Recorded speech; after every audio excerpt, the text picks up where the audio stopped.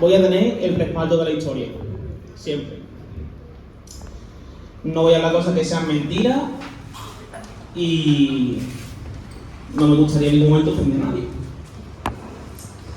Bueno, esta charla empezó en una noche de feria, entre una cerveza y una guitarra, pues se decidió hacer este proyecto.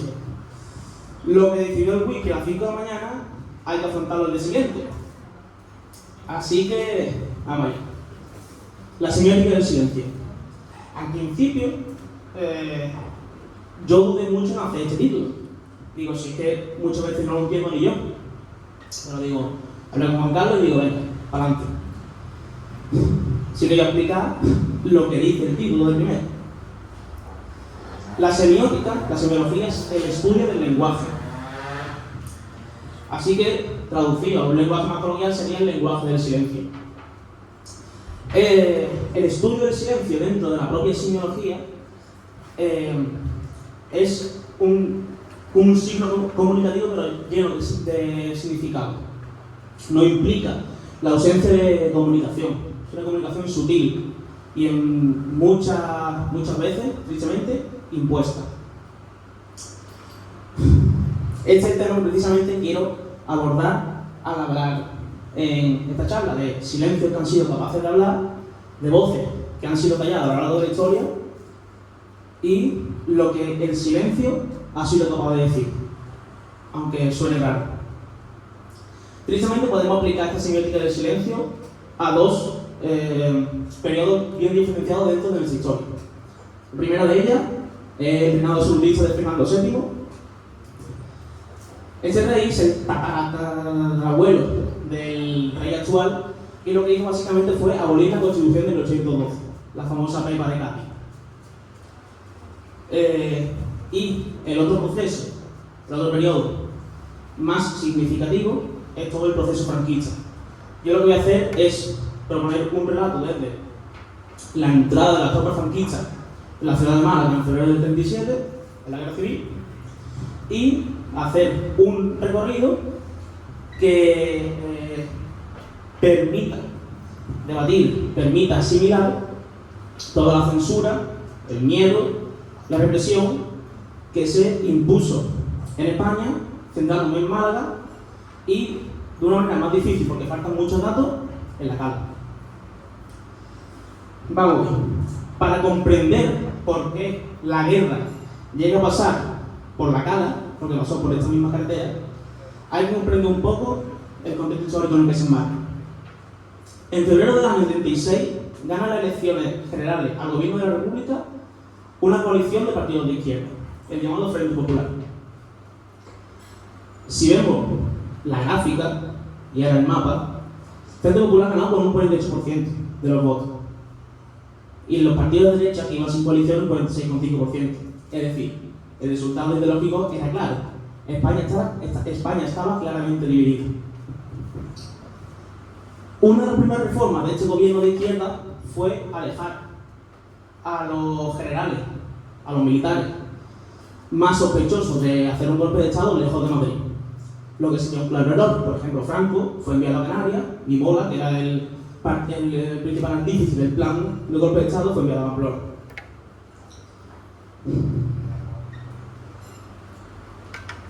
En julio, 17 de julio del año 36, va a tener lugar la sublevación de la guarnición que estaba en el protectorado de Marruecos, en ese momento era español.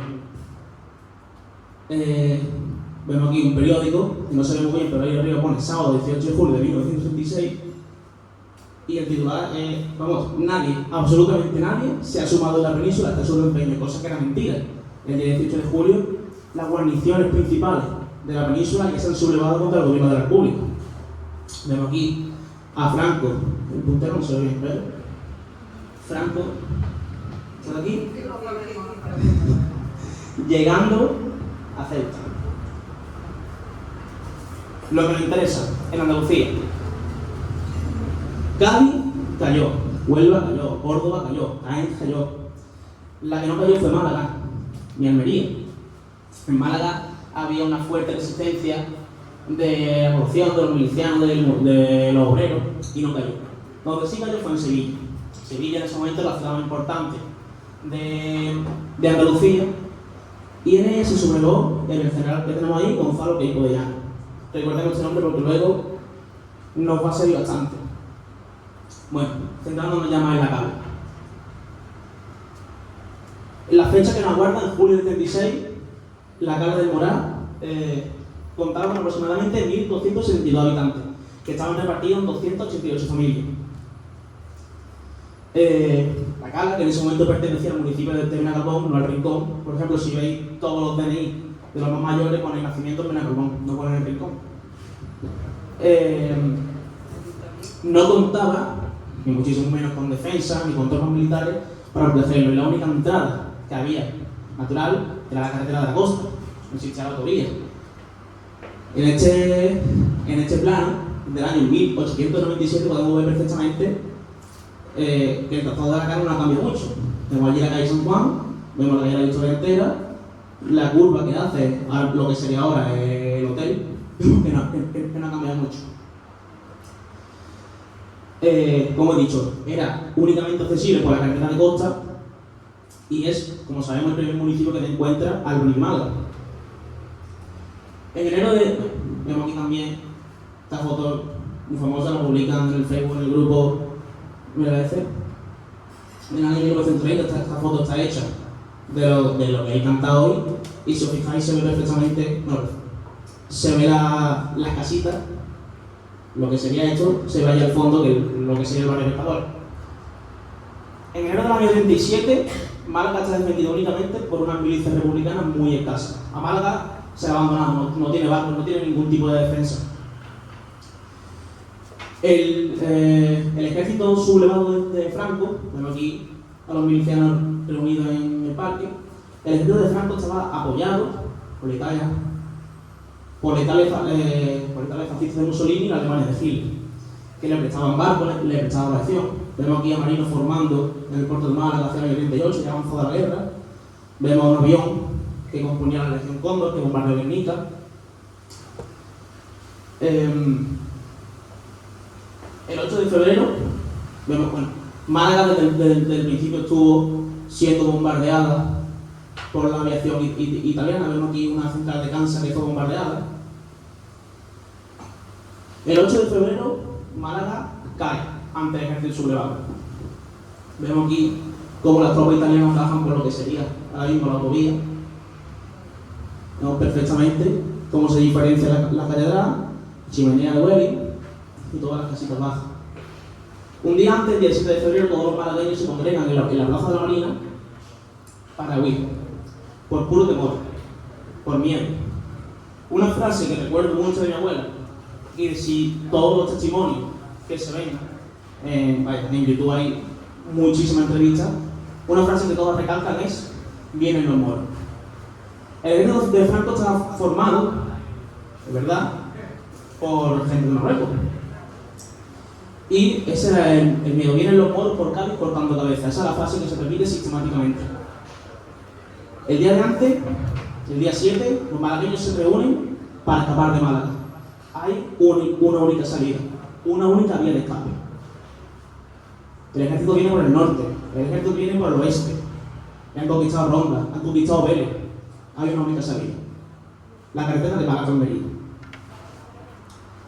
Según estimaciones actuales, entre 100.000 y 150.000 personas huyeron hacia Almería con únicamente lo que podían portar en sus manos. Lo que he dicho antes, recordando al general Queipo de Llano, destacaba entre sus compañeros de militares por mandar mensajes en la radio. Él le dedicaba especiales sesiones a la ciudad de Málaga y grabó más de 600 pistas de audio para la radio, de las que solo se conservan unas pocas. Ahora mismo voy a poner un audio, se escucha un poquito más, un audio de la radio de Sevilla del año 36, pero tengo ahí también por si... Nuestros valientes legionarios irregulares han demostrado a los rojos cobardes lo que significa ser hombres de verdad. y de paso también a sus mujeres. Esto está totalmente justificado porque estas comunistas y anarquistas predican el amor libre. Ahora por lo menos sabrán lo que son hombres y no milicianos maricones. No se van a librar por mucho que berreen y pataleen.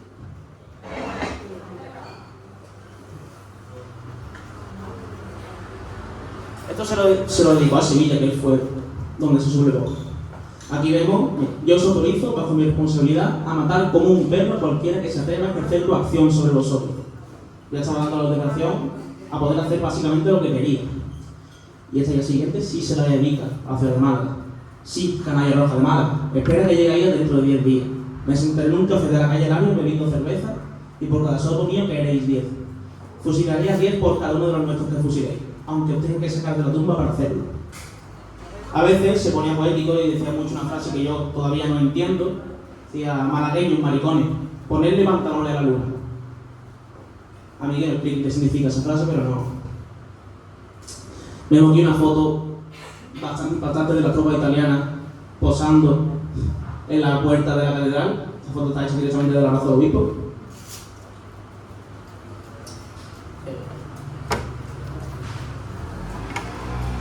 Bueno, en el camino a Almería, 220 kilómetros por una carretera, fueron acompañados, si se puede decir de alguna manera, por los 3 buques que los fueron bombardeando sistemáticamente. Para mayor disfrute propio, Queipo de Llano iba subido en esos buques. Vemos aquí fotos.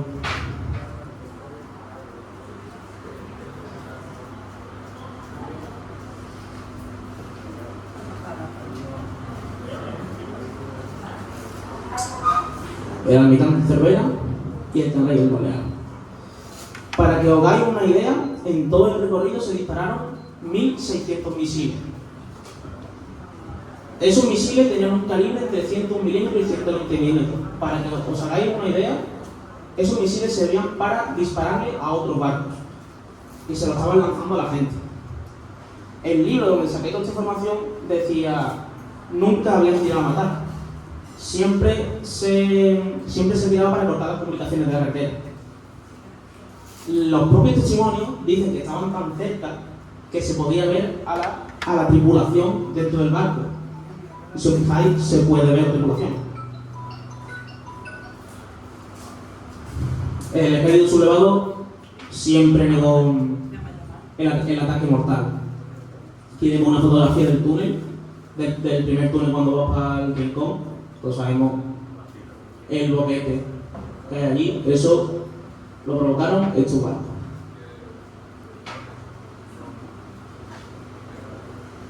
Tras una semana caminando por el asfalto, bueno, es verdad, decían el ataque no fue mortal. Y aquí vemos otra pista de audio de Queipo de Llano, cuando a los 3/4 de hora una parte de nuestra aviación me comunicaba que grandes masas huían a todo correr hacia Motril. Para acompañar en su ida y hacerles correr más a prisa, enviamos nuestra aviación, que los bombardeó. Vemos aquí claramente, como ya sale la tabla, ¿no? Vamos a cerrar el cerco con un círculo de hierro y fuego, y no se nos va a escapar ni uno. En Motril ya ha empezado a volverse a ir solito. En Motril le esperaba una torre franquista. Esta es la teoría mía, seguramente sería así. La gente que saldría más tarde, la gente que salía de Málaga, ya les pillaría a todos los franquistas en Motril, por ejemplo, mi abuela, la gente que salió de la Cala, la gente que salió de Torre del Mar, sí lograron llegar a Almería. Cuando los malagueños llegaron a Motril y dijeron a volverse, tuvieron que llegar a una ciudad. La ciudad de la que escaparon no era la misma a la que volvieron. Los que sí llegaron a llegar a Almería, si tuvieron suerte, si se puede decir así, se encontraron allí con más bombardeos. Queipo de Llano no paró de bombardearlo, estando incluso en la plaza de toros de Almería, que era donde se refugiaron. Vemos aquí. Pongo fotos y ahora vienen fotos más bastante colores. Llegaron también a Valencia, donde mi abuela siempre contaba que pasaron el resto de la guerra durmiendo en los barracones de los trabajadores del arroz, en la playa de la Nova Rosa. Incluso decía que muchas veces estaba jugando con su primo en la playa y tenía que agacharse debajo de los barracones porque venían los aviones a bombardearlo. Recuerdo, a la población civil, no estamos hablando del ejército. Esto no era referente. Los que se tuvieron que volver a la cala, esto es una de las fotos más antiguas que se pueden ver, casi no se reconoce, se ve la carretera, como mucho, y lo que es la cala que hace las flores. Esta foto yo sí más conocida, pero esta foto del año 58. Los que tuvieron que volver a la cala, igual se encontraron con casas ocupadas, se encontraron...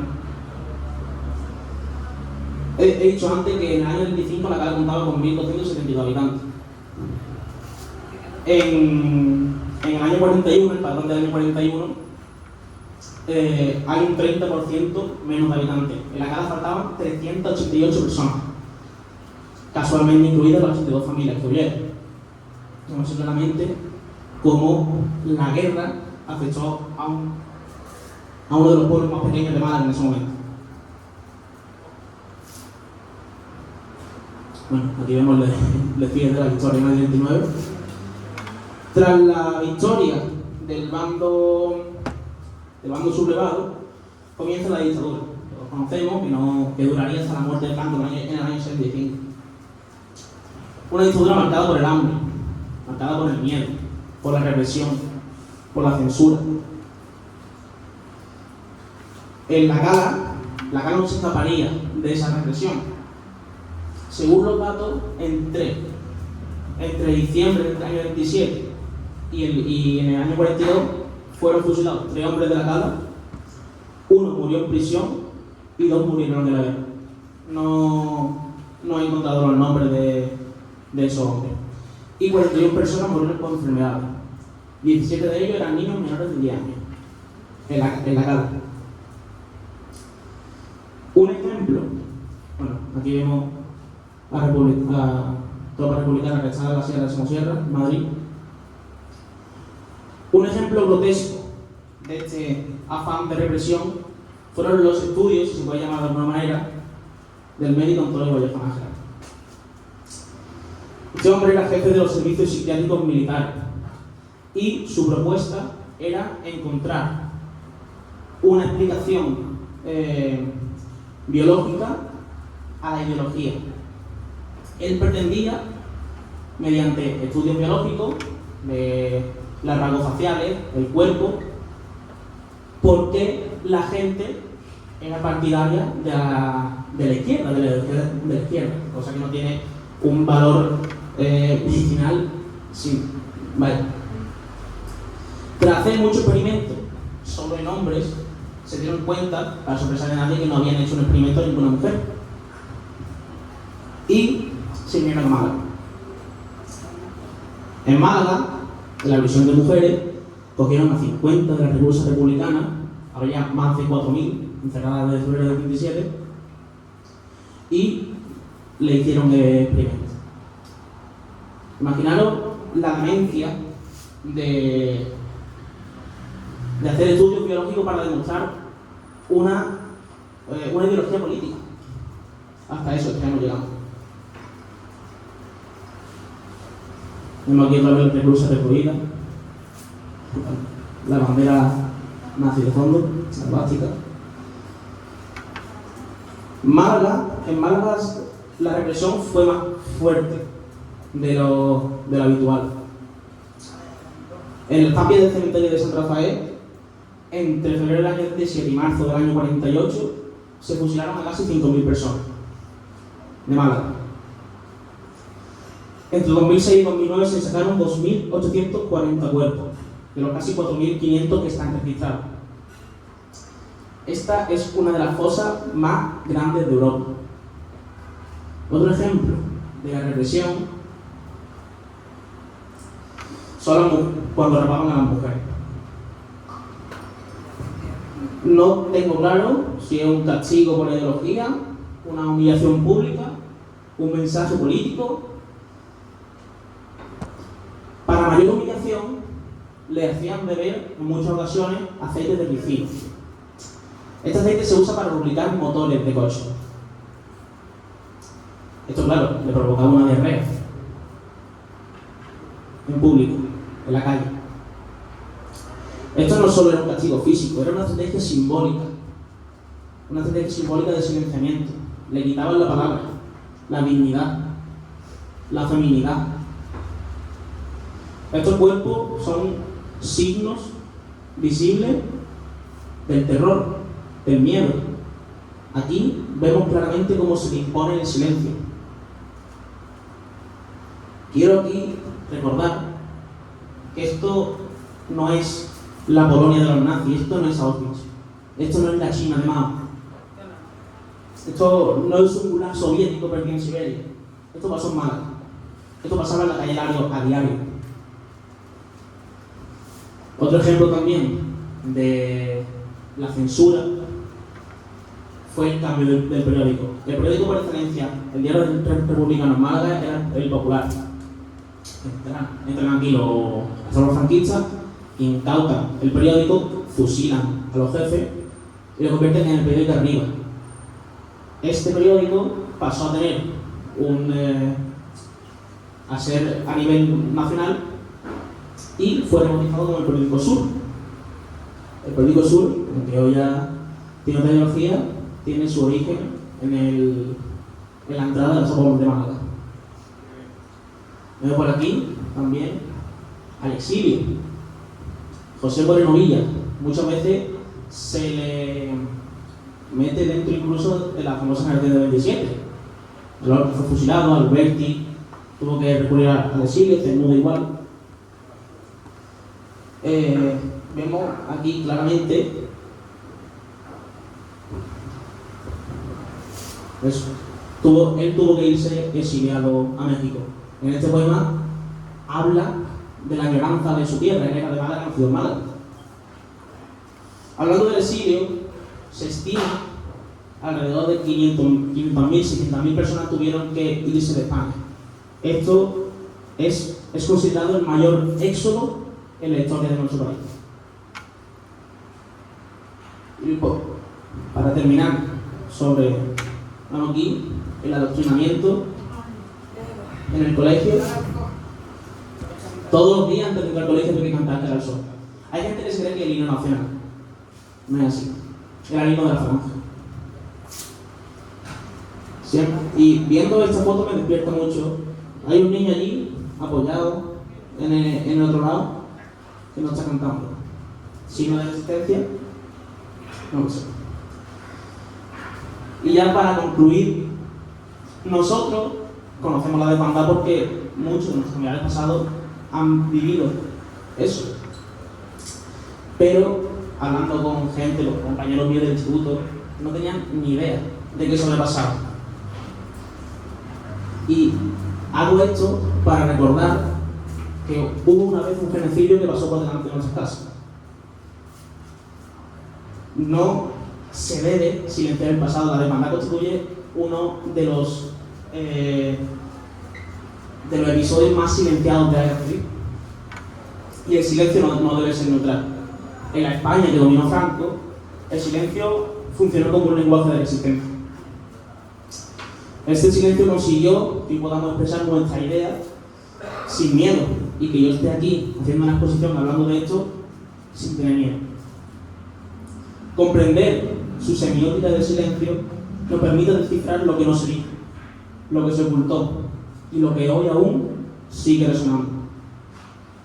Me gustaría dedicarle esto, como no puede ser de otra manera, a la mujer que le preguntaba yo todas estas cosas. Y por supuesto, aunque no tuve la oportunidad de hacerlo, a mi abuelo. Agradecerle también a Juan Carlos por darme la oportunidad de exponer aquí lo que a mí me gusta y por crear a Javi, a Juan Carlos y a Nacho por crear un espacio cultural en la Cala donde nos podamos expresar. Muchas gracias.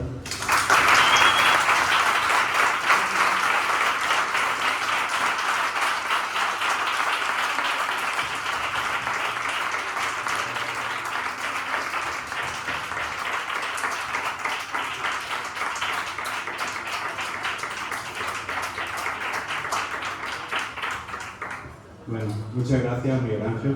Creo que es importantísimo lo que acabas de hacer, seguir rompiendo ese silencio y espero que la gente le haya despertado algo y que sigamos teniendo memoria y que esto nos dé fuerza. Bueno, vamos a dejar espacio para un par de preguntitas, va un poco corto de tiempo, pero el que quiera preguntar, que levante la mano. Lo ha explicado todo muy bien, ¿no?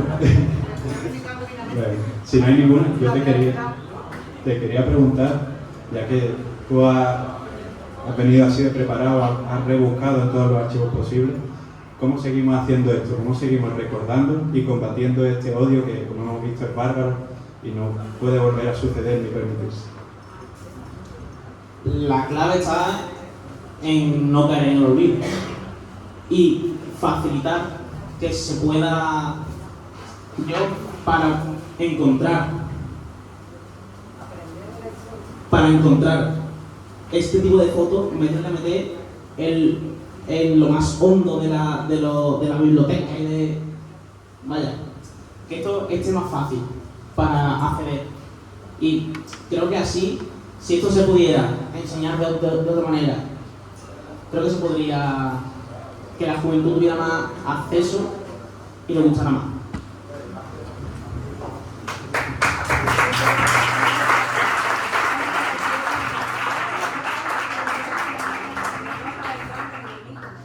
Bueno, hasta aquí el espacio de Miguel Ángel.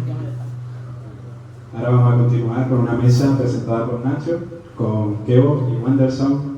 Sí. Pero sí, vamos a poner aquí la mesa.